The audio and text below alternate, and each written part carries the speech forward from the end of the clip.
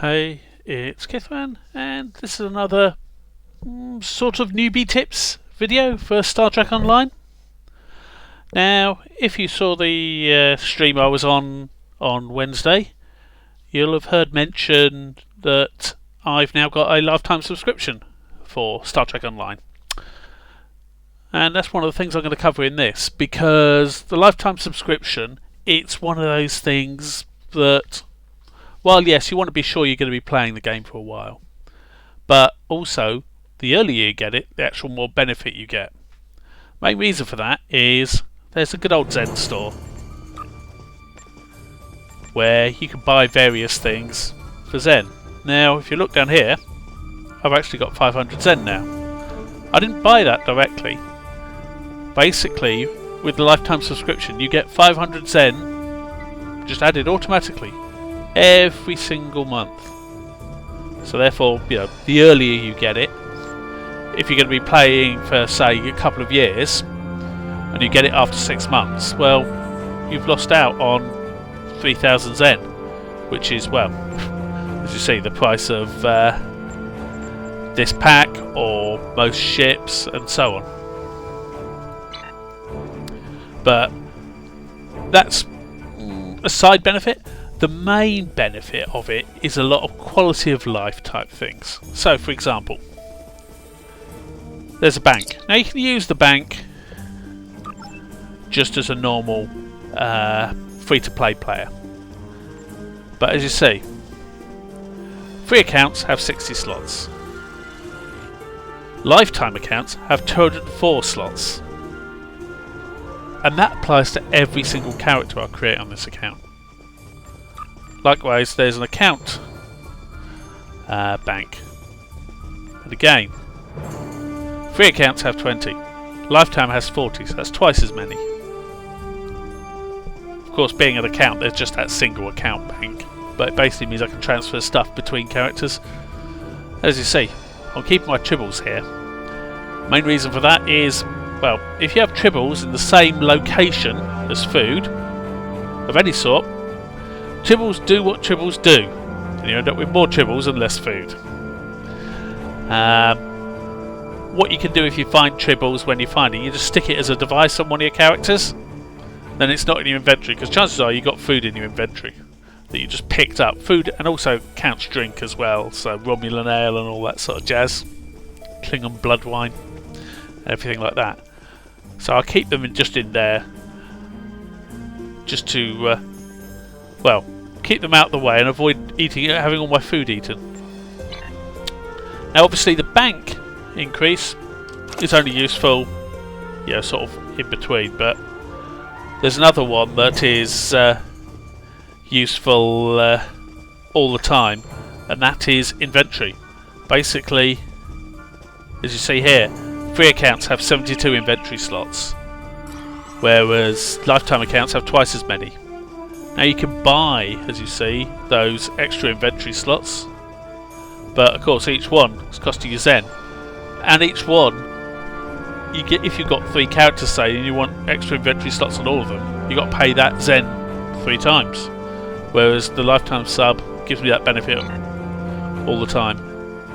Now the other main reason I'm doing it is, well, I can afford to, and I don't object to a company running a game like Star Trek Online actually sort of getting paid for the game, because ultimately it is going to cost them money, and more so than, say, something like World of Warcraft. Just because it is Star Trek, they are going to have licensing fees, as well as all the usual hosting fees and all that. So that's one of the other reasons why I've gone for it. You know, if I like a game enough to play it, and considering in the 12 days or so since I first started playing this, I've taken Kithran up to level 10, well, twice. I've taken a Romulan character on my old account up to level 30, and a new Romulan character up to, I think, it's about level 48, 49 now. So, you know, that was the main reason I went for the lifetime subscription. I thought I'd get my money's worth. But that's one tip of possible limited use to most people. After all, the lifetime sub does cost money. On to a few more tips. Now, when you run around, you'll see various NPCs. There's a little Q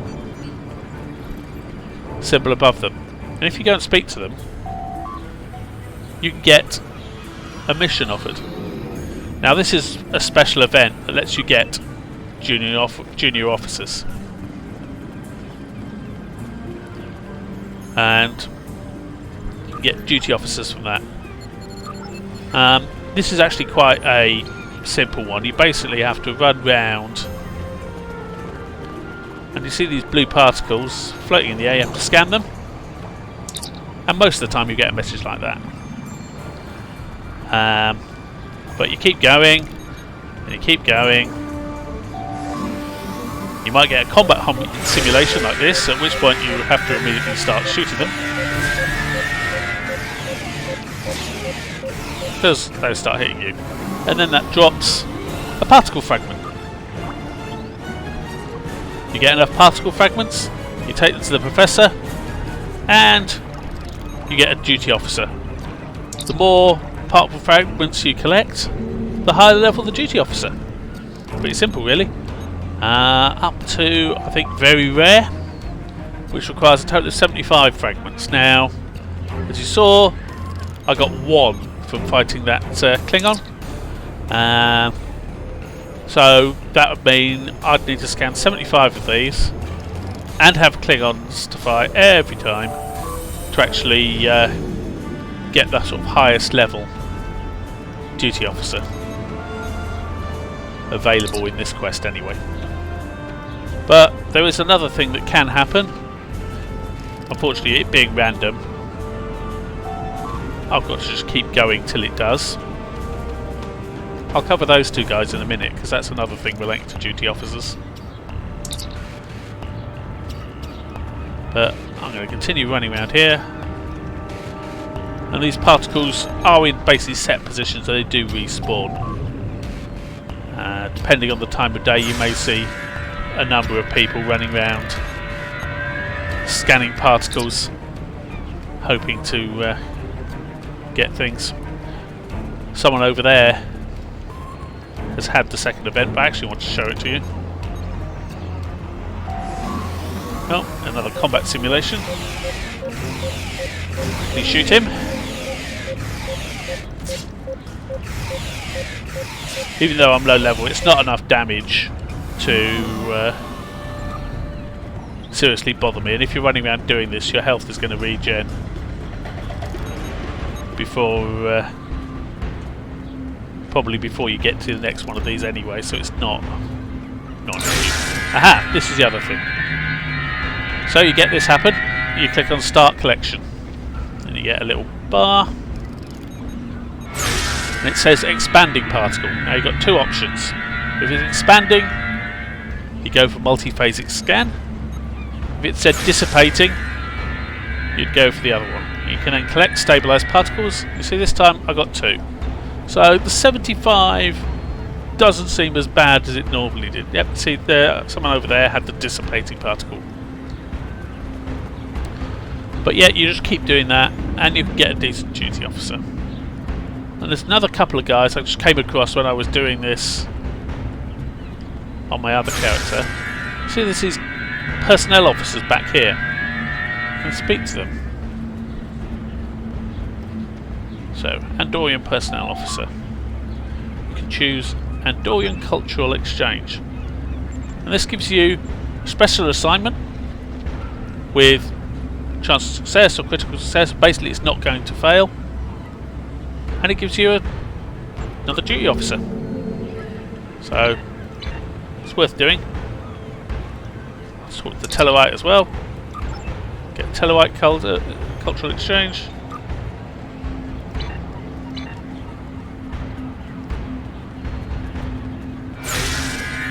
Now, duty officers, as you may have seen on the stream, there's this little icon up there. Let's just go on that. This lists all our duty officers. Now, if we go to the roster, we got a message down here. We've only actually got 21 at the moment. I can have 100. So it's worth getting some more. If you get extra, that basically means you've got more options, more things you can do. Now, later on, we'll be able to do stuff under research and development, but at the moment, we've only got missions. Now, one important thing for duty officers, you've got a filter here. You want to be on that one. Show with met requirements. Because it's no good looking at this thinking, oh yeah, that sounds great. You know, that's part of a chain, you know, got some decent amount of experience and so on. But if I try and plan it, see I've got one guy that can do it, but there's an empty spot there. And if I look, I don't have anyone that can fit in there. So yeah, you want to have that filtered. Show with met requirements, or met recs. Means met requirements. It's pretty simple. You've then got the various ones you've got running. So see, those are two cultural exchanges I've done. There's various other ones I've started up, and there's one that's completed. And that was a success. I get various things: experience points, expertise, medical XP, dilithium ore, and energy credits. Just collect rewards. That's possible. No. Oh well, it was worth trying. It's possible that I would have then been able to do another job because obviously those two officers have finished, but there you go. Now, if we look at commendations, we can see where that medical XP went. So I've got a total of 976 medical XP, a little bit of development XP, and a bit of military XP. If I click on medical, you see you get an ability at each rank for all these various things. Some of these abilities may actually have an effect on missions, as well as the benefits that are listed here. So for example, you know, first level medical, you get a green quality duty officer, and you can replicate a white emergency medical hologram, and so on.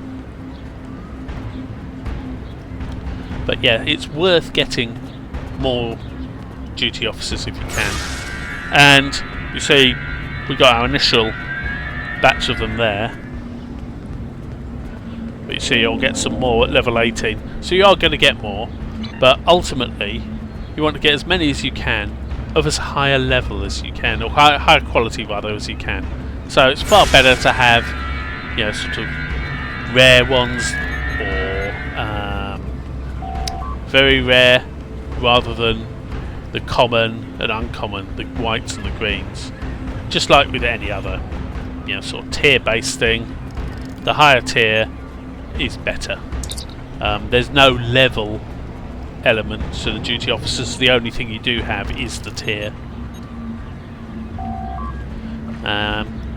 But yeah, that's duty officers, and yeah, they're a useful thing to do, because basically that's something that runs while you're AFK, while you're not logged in. You know, if I was to just come back tomorrow at this time, all 5 of these jobs will have finished. I'll have the 2 new officers, I'll have got some extra XP and what have you, all while I wasn't playing the game. So yeah, sort of it's worth doing. And it's also how you get materials for crafting items, for upgrading items and so on. There's combat again, so we zap him in the back. You know, with the damage report, initially I was getting some flanking damage because I was shooting him in the back. He appeared in front of me with his back towards me, so why not take advantage? Now, one more thing I think for today, which is if we go into the inventory, we've got assets. So we've got energy credits, reputation marks that aren't yet available, fleet assets, not yet. We've got dilithium. Now you've got dilithium store here, and at the moment I've only got 5,000 dilithium, but I just got 10 from completing that mission, that duty officer mission. Now, the 5293 is what I can spend, but you tend to get the lithium with just ore, so you need to actually refine it. If I refine it, and I got 5303. You can refine up to 8,000 a day. So that means if you get an awful lot, well, you have to refine a bit every day, and yeah, you know, sort of it may take you a bit of time.